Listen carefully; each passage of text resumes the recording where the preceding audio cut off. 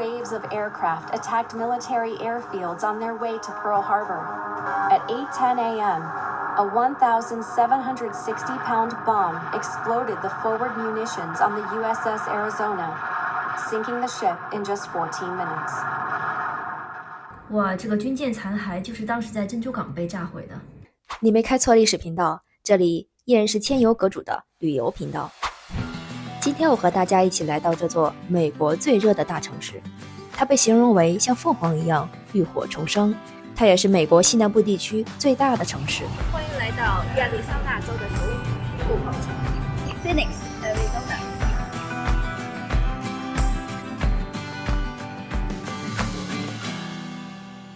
这次在亚利桑那州7天的自驾行程里，前2期的视频中，大家和我分别去了热门户外度假地 Sedona 以及巨人柱国家公园。今天旅行最后一天，我们回到凤凰城。那凤凰城是一座什么样的城市呢？这期视频我们从这以下3个方面来简单了解一下。1. 这里的天气到底有多热？凤凰城最让人印象深刻的就是这里的热。这片地区属于典型的沙漠气候，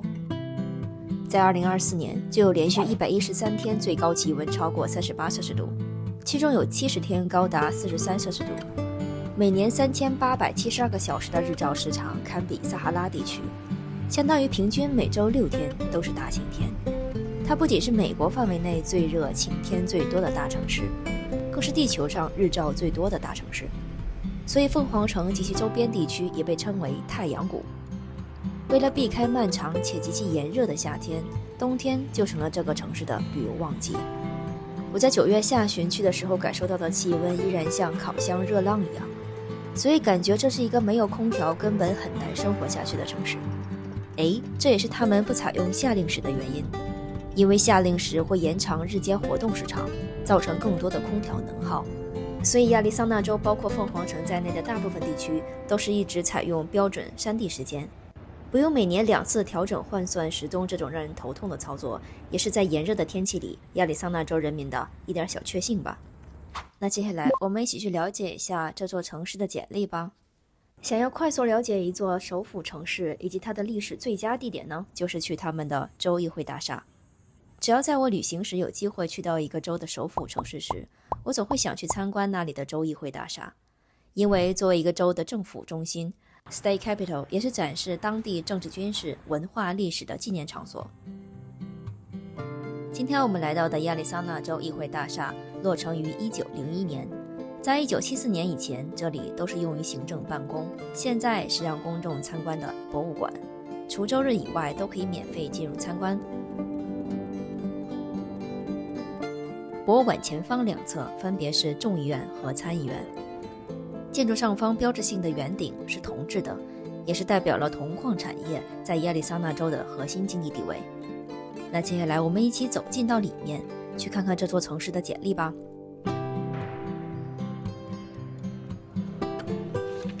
首先，这座城市有多少人口呢？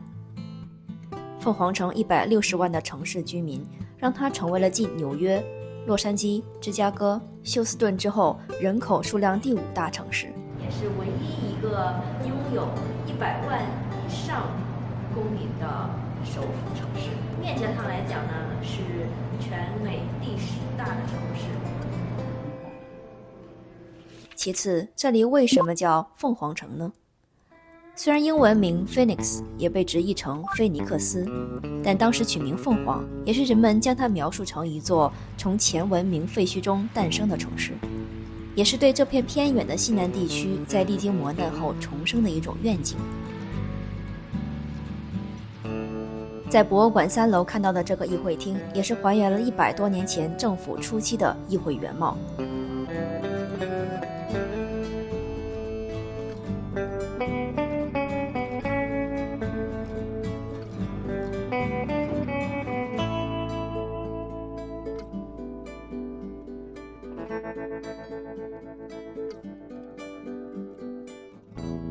这片地区早期近2000年都是由美洲原住民占领的，后又被荒废，接下来经历了西班牙殖民时期，最后在美墨战争结束后，又随着加州等大部分西南地区由墨西哥变成美国。终到1912年加入美国联邦，成为了第48个州。为了庆祝美国本土这最后一个加入联邦的州，当时一艘美国海军装备最精良之一的战列舰被命名为亚利桑那号。接下来就有了这艘军舰最被历史铭记的瞬间。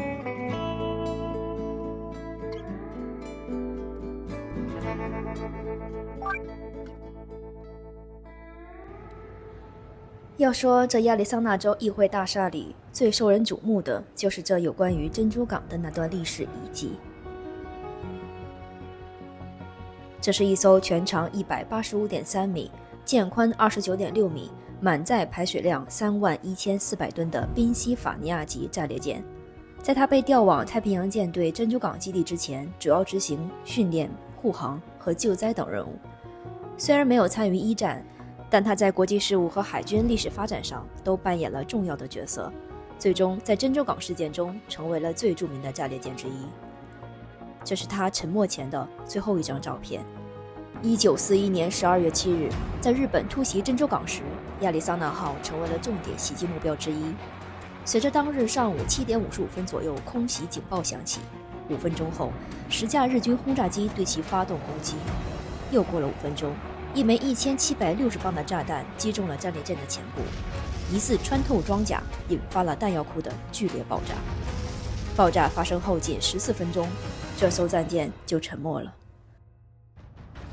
船上1512名官兵中有1177人阵亡，占珍珠港事件美军总死亡人数的一半。也因着这艘战舰在珍珠港袭击期间的不幸沉没，促使美国参加了第2次世界大战，标志着世界历史来到了它的转折点。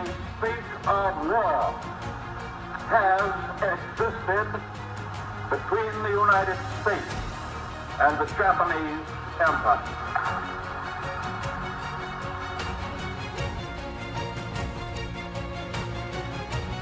眼前这些是1919年亚利桑那州公民捐赠给战列舰使用的银器，因为当时备战需要，移走了军舰上非必需品，而储存在了仓库中，因此这些银器逃过了一劫。后来亚利桑那号上层建筑的一部分被打捞了出来，陈列在这亚利桑那州议会大厦博物馆里，作为对那段历史的纪念。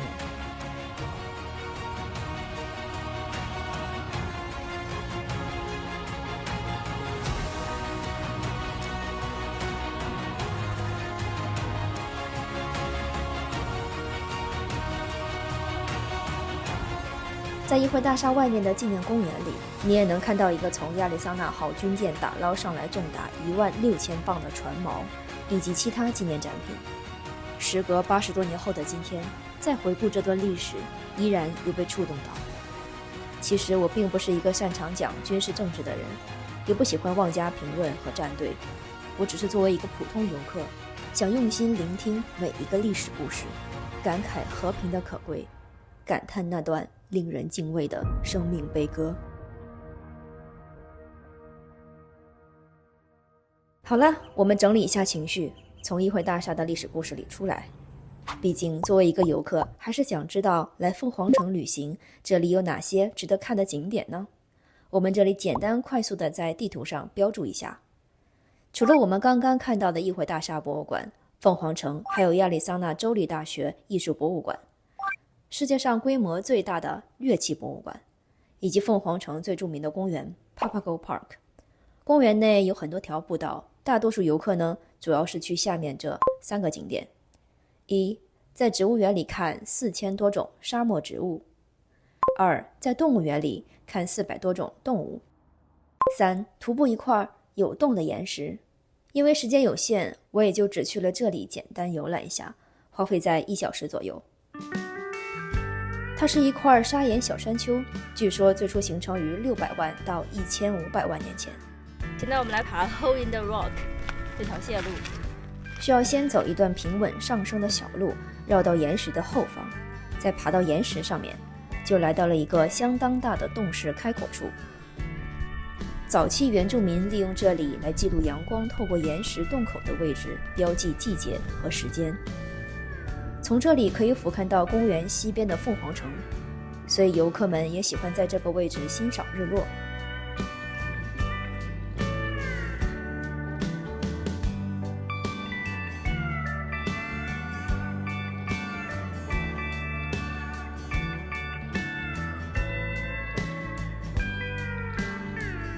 除了在这里，凤凰城还有一处适合看日落和城市夜景，那就是 Dobbins Lookout。需要开车上到一个山顶的最高处，下车就是观景点。随着夜幕降临，在凤凰城的最后一日游结束，我们在亚利桑那州的行程也圆满收官了。虽然这7天3个城市很简单，但也绝对算得上是旅行体验中很独特的存在。那感谢朋友们的一路相伴，我们下个旅程见。